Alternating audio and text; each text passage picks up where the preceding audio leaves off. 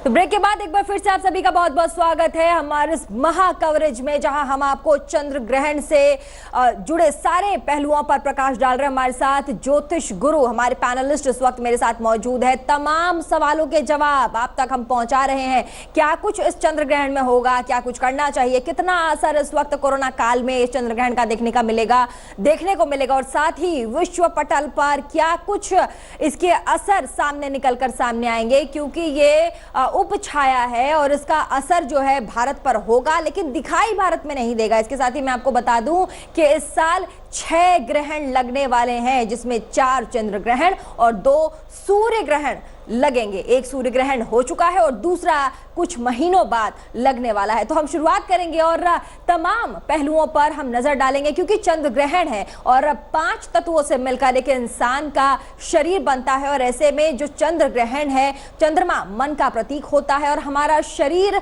जल से मिलकर बनता है। हमारे शरीर में जो जल है वो काफी ज्यादा तादाद में है। तो सीधे मैं सवाल लेना चाहूंगी पंडित शैलेंद्र पांडे जी से।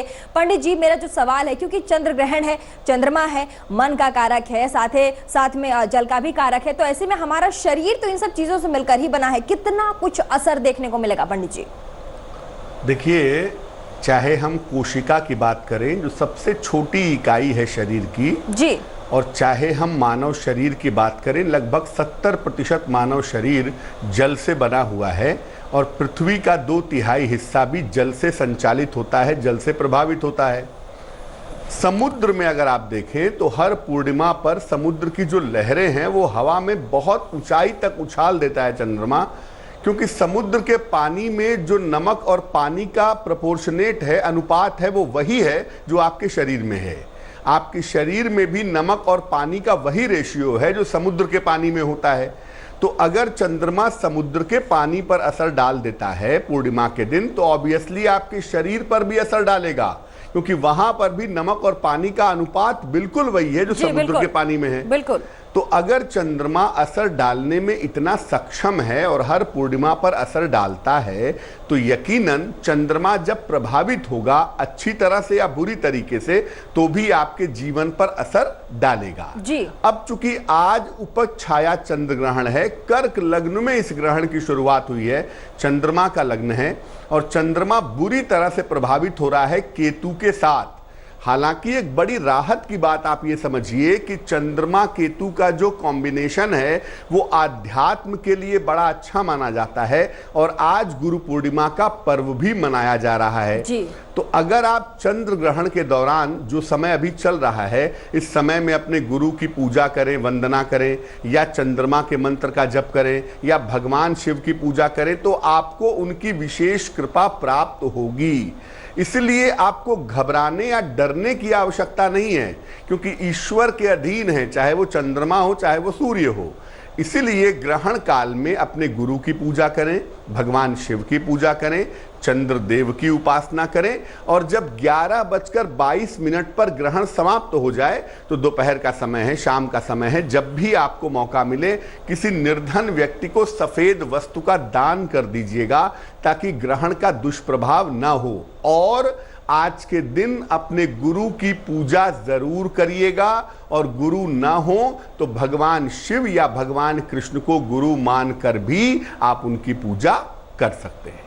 जी पंडित जी, तो आपने तो एकदम क्लियर तरीके से, साफ तरीके से बता दिया कि कितना कुछ असर होगा, क्या कुछ दान करना चाहिए। चलिए, दूसरा जो मेरा सवाल है वो मैं सीधे पंडित सचिन जी से लेना चाहूंगी, क्योंकि उपछाया है पंडित जी और एक छाया ही देखने को मिलेगी, चंद्रमा पर पृथ्वी की छाया पड़ेगी। ऐसे में जो पीक समय बताया जा रहा है, जब जो चंद्र ग्रहण है उसका जो पीक समय होगा वो 9:59 में है, तो क्या उस समय जो भारत में लोग रह रहे हैं, इनको पता है यहाँ पर ये चंद्र ग्रहण नहीं दिखाई देगा, उनको क्या कुछ करना चाहिए? बिल्कुल, देखिए प्रीति, आपका बहुत अच्छा प्रश्न। जो पीक समय होगा 9:59 या लगभग 10 बजे के करीब वो होने वाला है जी।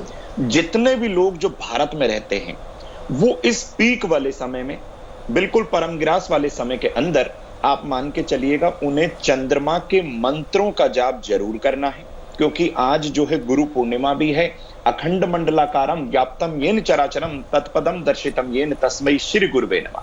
तो अपने गुरु के द्वारा दी गई दीक्षा, अपने गुरु के द्वारा दिए गए मंत्र का जाप जरूर करना है और यदि आपको कोई समझ में ना आए तो जैसा कि चैलेंज जी ने पहले भी बताया, हम बताते रहते हैं आपको कि भगवान कृष्ण या भगवान शिव के किसी भी मंत्र का उनको गुरु मानकर आप जाप कर सकते हैं। एक बात विशेष तौर पर कहना चाहूंगा कि यदि आपको कोई बड़ा व्यक्ति कुछ समझाए तो वो आपका गुरु है। आपके पिता आपके गुरु हो सकते हैं, आपकी बड़ी बहन आपकी गुरु हो सकती है, आपकी माता भी आपकी गुरु हो सकती है, लेकिन जो आपको सही रास्ता दिखाए वही है आपका सच्चा गुरु। तो आज गुरु पूर्णिमा के दिन लगभग जब पीक पे होगा चंद्र ग्रहण, तो जरूरतमंद लोगों को दान करने का संकल्प भी लीजिएगा। 11:22 के बाद जब ये ग्रहण काल पूरा हो जाए तो आप जरूरतमंद लोगों को सफेद वस्तु का दान जरूर करें। ऐसा करने से आपकी कुंडली में किसी भी तरीके से आपके व्यक्तित्व पर, आपके जीवन पर, आपके परिवार पर किसी भी तरीके का चंद्रमा का दुष्प्रभाव या जो ग्रहण काल जो बन रहा है उसमें चंद्रमा दूषित नहीं होगा और प्रभावित नहीं होगा। आपको अच्छा परिणाम जरूर मिलेगा। तो पंडित जी, जिस तरह से आप बता रहे हैं कि दान जरूर करें, जैसे ही चंद्र ग्रहण का समय जो है वो खत्म हो जाएगा उसके बाद दान जरूर करें, तो मैं सवाल भावना जी से लेना चाहूंगी। भावना जी, सोशल डिस्टेंसिंग, क्योंकि कोरोना इतना ज्यादा है और हर जगह यही अलर्ट है कि आप सोशल डिस्टेंसिंग का पालन करें, ऐसे में कैसे क्या कुछ करें जो घर में इस वक्त हैं, जिनको दान पुण्य करना है चंद्र ग्रहण के बाद, कैसे करें, कैसे स्नान किया जाए, घर पे क्या व्यवस्था हो सकती है, इस पर जरा कुछ बताइए। क्योंकि प्रीति, श्रावण का महीना भी कल से शुरू हो रहा है और हम सबसे पहले बात कर लें कि क्या खास आप तरीका अपना सकते हैं इस दौरान। तो देखिए, नहाने के पानी में एक तो गंगा जल मिलाइए, क्योंकि ग्रहण का असर, हालांकि हम बार बार यही कह रहे हैं कि सूतक यहाँ पर मान्य नहीं है, इसीलिए ग्रहण का असर जो है, जो हम बात करते हैं कि आपको सावधानियां बरतनी होती हैं सूतक काल के दौरान, वो नहीं बरतनी है। लेकिन हाँ, नहाने के पानी में गंगा जल डाल करके आप जरूर नहाइए, क्योंकि इस समय में वैसे भी इन्फेक्शंस का समय है, तो इसलिए जरूरी है कि गंगा जल जो है उसमें बैक्टीरियोफेजेस जो होते हैं वो इन्फेक्शंस को खत्म करते हैं। अब दूसरी बात, नहाने के पानी में क्योंकि स्ट्रेस और एंजाइटी बहुत ज्यादा है, बिकॉज चंद्र ग्रहण बड़ा है, अलग अलग राशियों के ऊपर वो प्रभाव डाल रहा है, तो इसलिए नहाने के पानी में थोड़ा सा आप सफेद पुष्प डाल करके स्नान कर सकते हैं। दैट इज, वो आपके लिए कलर थेरेपी का काम करता है और कहीं ना कहीं पे इसके अलावा एसेंस का भी काम करता है। इसके अलावा हम बात करें कि आपने कहा सोशल डिस्टेंसिंग है, तो डोनेशंस कहाँ करनी चाहिए। मैं ये कहूँगी आप हो सके तो किसी गौशाला में जो स्ट्रे डॉग्स हैं उनको आप जरूर इस समय पर जो खाना है वो खिलाइए, या किसी गौशाला में जाकर के दान कर सकते हैं।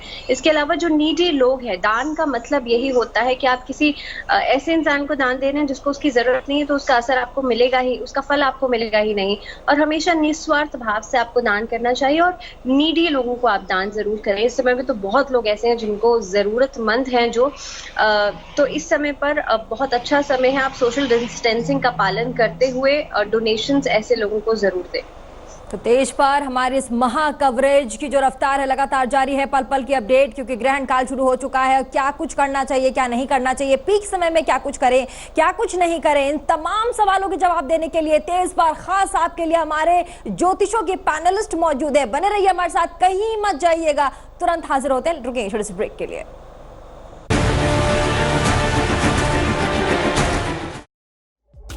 लेटेस्ट खबरों के लिए यूं ही देखते रहिए तेज, और इस वीडियो के पसंद आने पर लाइक, शेयर एंड सब्सक्राइब करना ना भूलें।